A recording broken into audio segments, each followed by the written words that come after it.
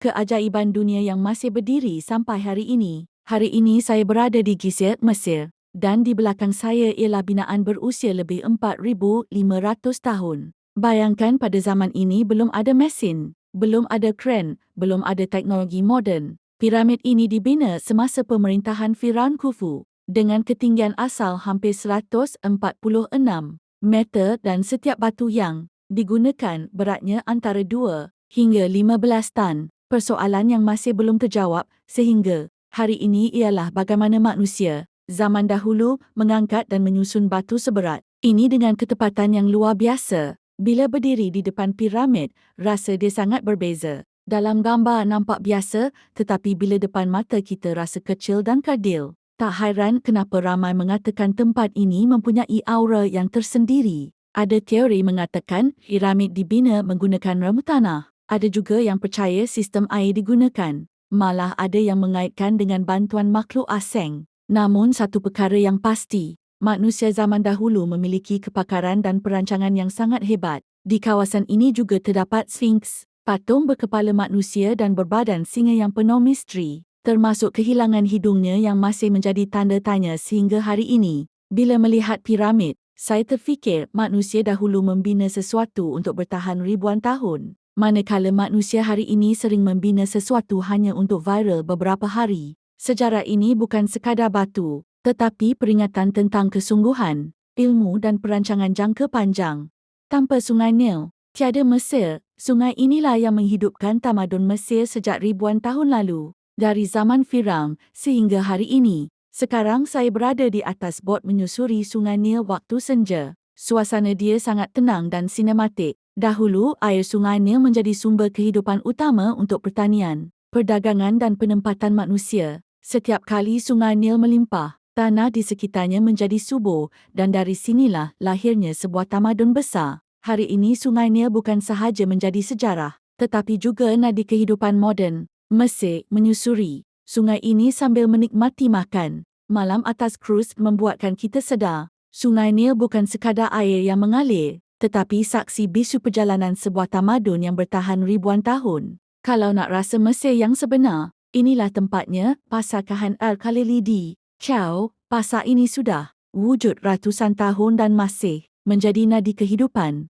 orang Mesir hingga hari ini. Di sini kita boleh dengar bunyi tawar-menawar, langkah kaki pelancong dan suara penyaga yang memanggil pelanggan dalam bahasa Arab. Setiap lorong penuh dengan lampu Arab, rempah ratus, permadani, minyak wangi dan cenderamata unik. Harga di sini tak tetap, semuanya bergantung pada kebolehan kita berunding. Pasar ini bukan sekadar tempat membeli belah, tapi cerminan budaya, cara hidup dan rezeki masyarakat. Mesir berjalan di Khan Al-Khalili buat kita rasa sejarah. Mesir bukan hanya tersimpan di piramid, tetapi masih hidup bersama rakyatnya sampai hari ini.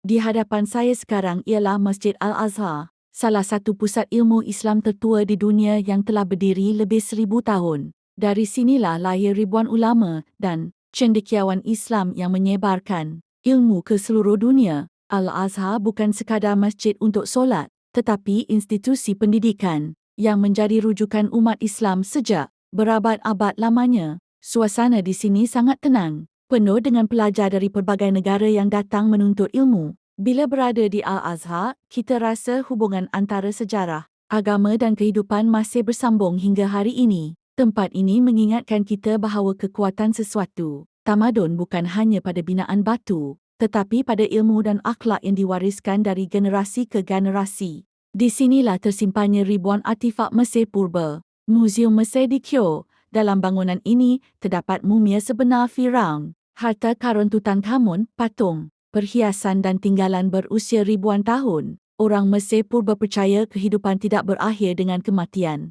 Sebab itu proses mumifikasi dilakukan dengan penuh ketelitian. Melihat mumia dari jarak dekat buat kita sedar betapa kuatnya kepercayaan mereka terhadap alam selepas mati. Muzium ini bukan sekadar tempat pameran, tetapi bukti bagaimana manusia zaman dahulu sudah memikirkan kehidupan, kematian dan keabadian jauh sebelum teknologi moden wujud. Setiap artifak di sini membawa cerita tentang tamadun besar yang pernah menguasai dunia dan meninggalkan kesan sehingga hari ini.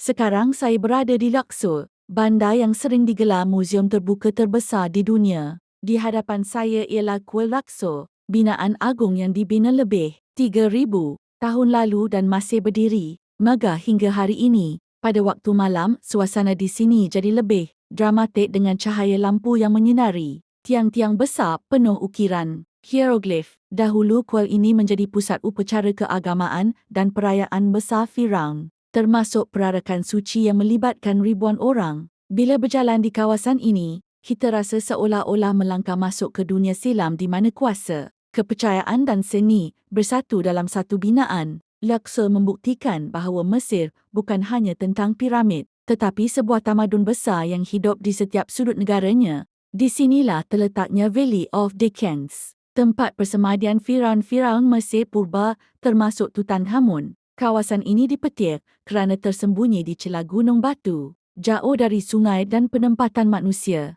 Bagi melindungi makam daripada pencuri, setiap makam dipenuhi lukisan dan tulisan hieroglif yang menceritakan perjalanan roh menuju alam akhirat. Orang Mesir purba percaya kematian bukan penamat, tetapi permulaan kehidupan baru. Sebab itu, makam dibina dengan begitu teliti, lengkap dengan harta dan simbol keagamaan. Bila berada di sini, suasananya sunyi dan berat, seolah-olah mengingatkan kita bahawa sehebat mana kuasa manusia, akhirnya semua akan kembali ke tanah. Valley of the Kings bukan sekadar tempat kubur, tetapi cerminan kepercayaan manusia terhadap kehidupan selepas mati sejak ribuan tahun lalu.